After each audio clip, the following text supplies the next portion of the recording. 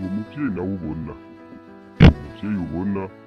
ni umunyakigwati amaze guhunga incuro zibiri, inzu yiwe asanga yarasambuwe, baje gusana ntibamusanurira, mbere n'itongo ryiwe yahora arimamwo imbonerakure zagiye kurisingamwo amavoka. Ubu ntagira yacira, umunyakigwati nahagira ingwa ntasanurirwa, wituye musitanteri akubwira yuko ahubwo bazotwangaza bakadutwara ivugije. Ishure ry'abarundi bose ni ishure ribategurira guca bugufi, guhariranira, gusubiza hamwe, iterambere hamwe no kuroranirwa. Tubandanye urugendo maze tugaruze umunezero satani yatunyaze. Aha turi mu kigwati ca Nyabigina hariya muri komine Nyanzarake. Iki kigwati ca Nyabigina kirafise ingorane kandi tumaze kukivuga ko kenshi. Ingorane abanyakigwati bafise ziguma ari zazindi. Izi ngorane zaranse gutora umuti. Abanyakigwati basaba leta impapuro ndangatongo. Bakavuga bati nabo n'abanyagihugu mu bandi nibafatwe nk'abandi. Reka banze ndabibutse ko abanyagihugu bari muri kino kigwati begeranirijweho ku ntwaro ya Petero Nkurunziza. Abavyeyi bamuka ko bahitanywe n'ugwimo rw'72 baca baja mu nkambi z'impunzi hariya muri Tanzania, abandi baja muri Kongo. Abenshi ntibari bazi intara z'amamuko yabo mu Burundi. Niho guca rero Perezida Nkurunziza yiyumvira ukuntu yoja kubahungura. Mu kubahungura babwiye bati gira amahoro, nimuze dutahe mu gihugu cabibarutse, turabaha amatongo, voilà, tubahe aho kurima, turabubakira inzu. Urabandi nabo baravyemera baraza. Niho guca bashikizwa mu kigwati ca Nyabigina. Ngwico kigwati ntibigeze bakibamwo neza kubera bashitse bagiranira ingorane n'abasangwa.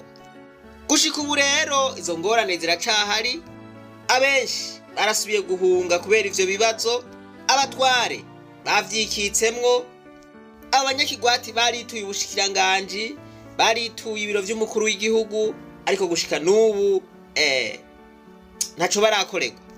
Akaba ari naco gituma basaba impapuro ndangatongo kugira ngo nabo bafatwe nk'abandi. Umutwara araguswa ko ngaho acimbitse nk'inyumba ku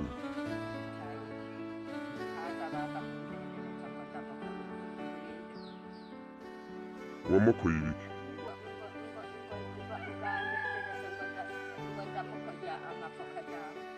rero ntateye mu itongo iwawe.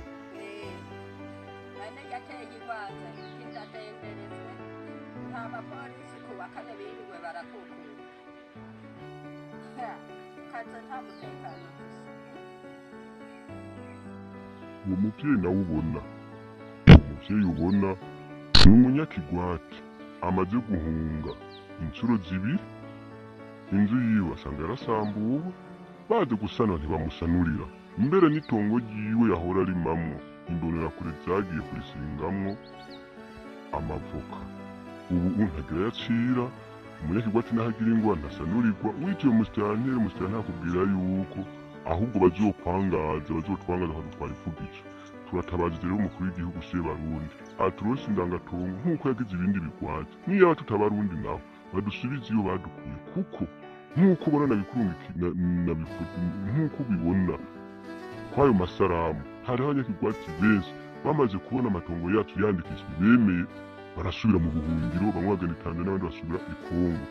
Ni ukuvuga yuko rero tumaze kwita umukuru w'igihugu akamukiza intunga, batubwiye yuko bagiye kudutunganiriza natwe tukaba abarundi nk'abandi. N'ubu gushika ubu nta kintu na kimwe turaronka. Turatabaza rero umukuru w'igihugu atumenyeshe yuko tutari abarundi, namba turi abarundi natwe baturonse indangatongo nk'ibindi bigwati, badukure ko na musitanteri wa komine Nyanzarake, ko musitanteri wa komine Nyanzarake aguma tugira kwiterabwoba, agafata mbere n'amatongo abavyeyi babo bapfuye, akaca afata amatongo akaca ayasubiza abasangwa bayazi, kandi abasangwa bafise aho iwabo. None twe ntituri abarundi? None musitanteri wa komine Nyanzarake arafise ububasha bwo kuvuguruza itegeko ry'umukuru w'igihugu, kuko twahawe n'itegeko ry'umukuru w'igihugu. mbega bahawe n'abagaza b'uko batunganije none twebwe twahawe ku ntwaro ya nkuru nziza ku ntwaro ya CNDD-FDD niko se twangaza tumererwe nabi akarorero twarateye ibigazi turubaka amazu abafise ubushobozi abafise kurondera none harageze aho tuca twangazwa ntitugire ivyacu ikigwati cyubatswe mu 2008 cyubakwa na leta y'Uburundi ifatanyijwe na hasi leta y'Uburundi iraduhungura iraduha amazu iraduha imetero 25 kuri 15 zo kubamwo iraduha amatongo yo kurima imetero 50 kwijana ico kigwati tukaba tukimazemo imyaka 17 twarabuze aho ducira nayo tumira twarituye umukuru w'igihugu twarituye musitanteri twarituye buramatari gushika ico gihe cose mu myaka 17 nta kintu na kimwe twigeze badutunganiriza igitangaje nuko mu kwezi kwa gatanu 2024 niho habaye iyandikwa ry'amatongo ishyirahamwe Zowa n'ishyirahamwe Mipareke baza kwandika amatongo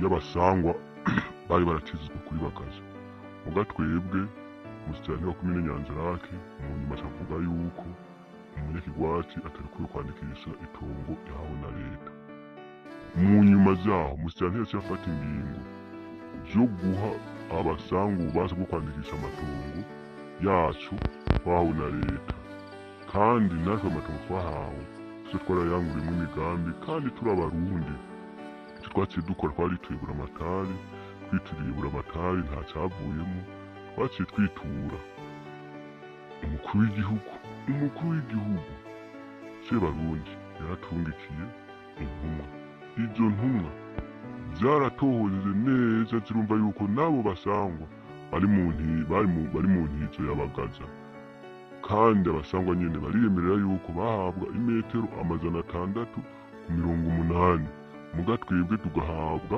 imetero 50 kwijana n'imetero 15 ku 20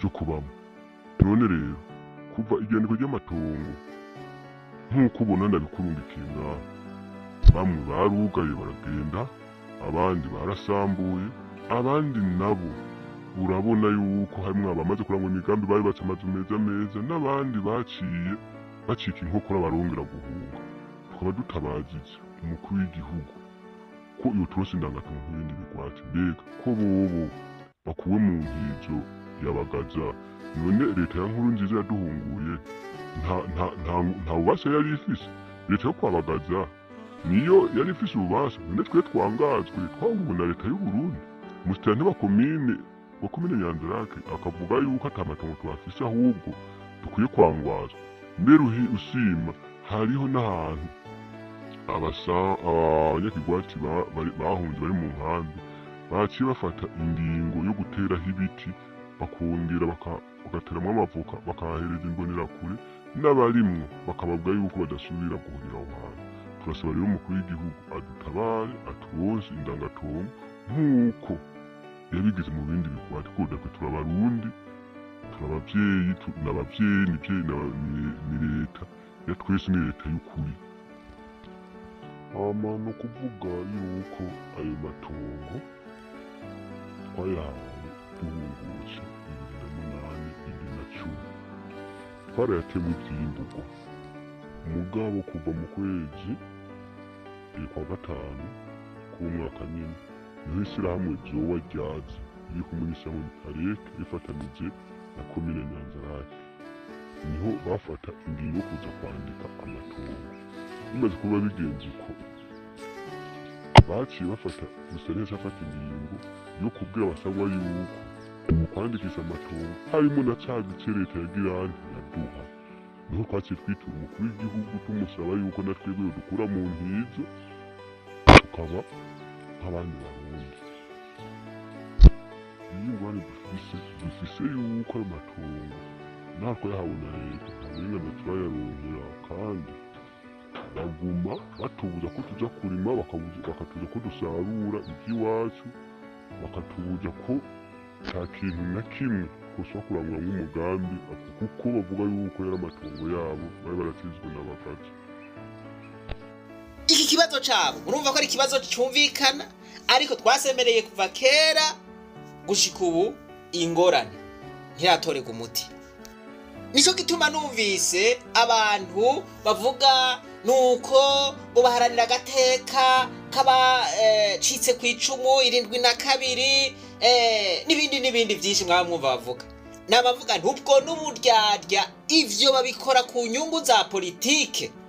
Iki kibazo aba bantu bakivuze kera, mugabo abo bantu bavuga ngo baharanira inyungu z'abacitse ku icumu 72, nta muntu n'umwe ndumva avuga iki kibazo. None iki si kibazo cumvikana. Aha rero niho ngaruka nkavuga nti abarundi uburyarya bwaratwononye.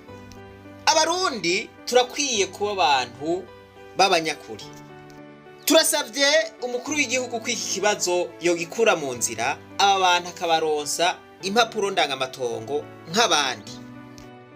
None ko aya matongo bayahawe na leta, ubu bakaba babuzwa gukora ibikorwa, bakaba babayeho nk'abasembereye, bosembera gushika ryari? Ico ni kibazo. Ntimwibagire kugira subscribe no gufyonda kuri kazogera. Ahasigaye reka twibananize kwa rugendo rwacu, maze tugaruze umunezero satani yatunyaze. Umuntu atarashika mu ishure ry'abarundi bose turamuhaye kaze.